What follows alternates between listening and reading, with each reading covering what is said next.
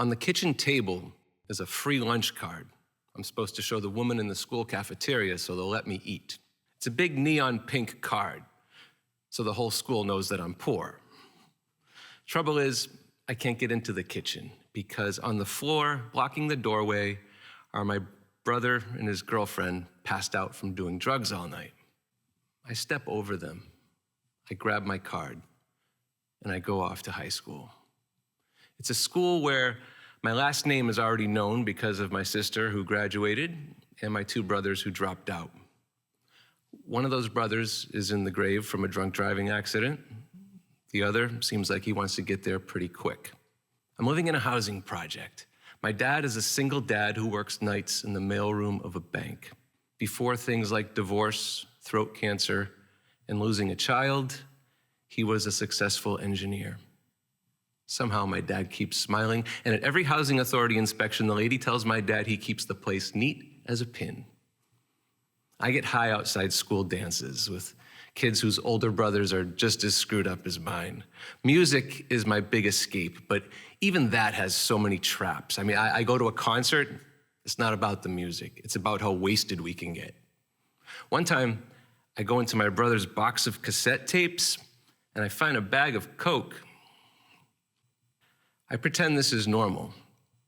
I go to school maybe twice a week just to keep the juvenile department off my back. And when I do go, I tell dirty jokes in class, so they'll kick me out and send me down to this little room near the office where I sit alone in a cubicle all day. It's junior year. I'm failing all my classes. One day, I'm sitting in my Latin class because the stupid Latin teacher won't kick me out.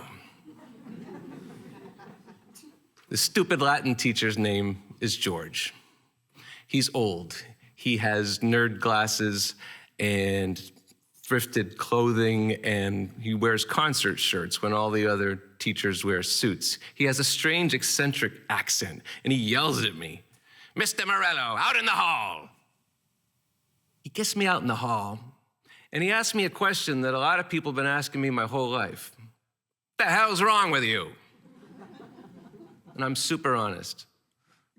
I don't know. Mr. Morello, you're very funny. You're an infantile megalomaniac, but you're funny. You remind me of a comedian, Lenny Bruce. He was filthy, but he had a point. You should read his book. I don't really read that much. You know. His book is titled How to Talk Dirty and Influence People. Well, maybe I'll read that book. I don't know what you're going to do with your life, Mr. Morello, but I do like having you in class. Come to school tomorrow. I'll give you some time to tell jokes. If you give me some time for Latin. Deal? Deal. I show up the next day. I tell some jokes. Class is laughing. He's laughing. It feels great. I go back again the next day. Same deal. And this time, after class, him and I start talking about comedy and music, and I tell him I like his concert shirt. It says, The Kinks. "Oh, you like The Kinks?" "Yeah, I got one of their old records. When my brother died, I got all of his albums, so I'll see you tomorrow." Now I'm going to school every day just to be in his class, and I'm doing the work, and I'm passing his class. I'm conjugating Latin verbs all day. Like so much conjugating. I can't stop conjugating. You know what? Every minute that I'm conjugating the pluperfect of the verb scribo is a minute that I'm not thinking about my life and my problems. One day he keeps me after class. "The drama teacher was asking about you. There's a part in the school play. It's very funny. I think you should do it. You'll be fabulous." I do the school play. I like it. I start passing my other classes. And soon I make it to a place that no boy in my family has ever made.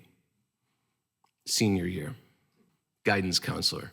"Here's a list of all the colleges in the country.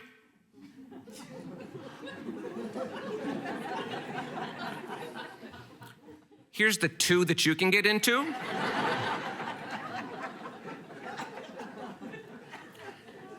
So I take off to some weird college out in Missouri.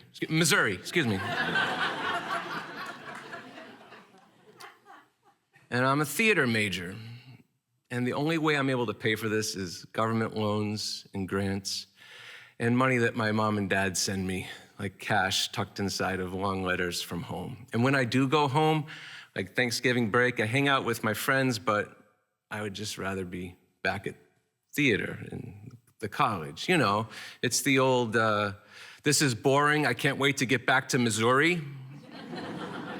Said no one ever. I go back, I graduate, and I start acting. And I write a one-man show, and it talks about the things that I faced growing up, the things that I went through. And I'm told that when I perform it for young people, it helps kids feel seen, but that only happens because a Latin teacher saw me. A teacher that I never saw again. Until years later, I'm out at a concert with my wife at the time, in line at the concession stand, and I hear this old man's voice behind me. Mr. Morello! I turn around, oh my God, you're alive! We hug, and I tell my wife, this is that teacher I told you about. And he grabs my wife's arm. Did he ever tell you the stuffed animal story? I don't even remember the stuffed animal story. I used to keep a big stuffed animal on my desk facing the class, and one day, some knucklehead student came in, took a piece of paper, and wrote the words, "I am gay," and stuck it on the stuffed animal. And the whole class was laughing, and they were laughing at me, and I looked over and I saw the paper, and I froze. In those days, I had to keep my life a secret. And I just tried to ignore it, just let it be. And then Mr. Morello walks into class, late as usual, and he sees the paper, and the whole class watches him walk up to my desk, take the paper and a big black marker, and he writes the words, "So what?" Sticks it back on there. The class stopped laughing. Believe me, Mr. Morello, I never forgot you. At a time in my life when I was in so much pain, I somehow had the grace in that moment to be thinking of somebody else's feelings. George died a little bit after that. Tonight, I think of George. I think of how lucky I was to be able to be a hero to a hero. And I think I learned how to talk dirty and influence people. Thank you.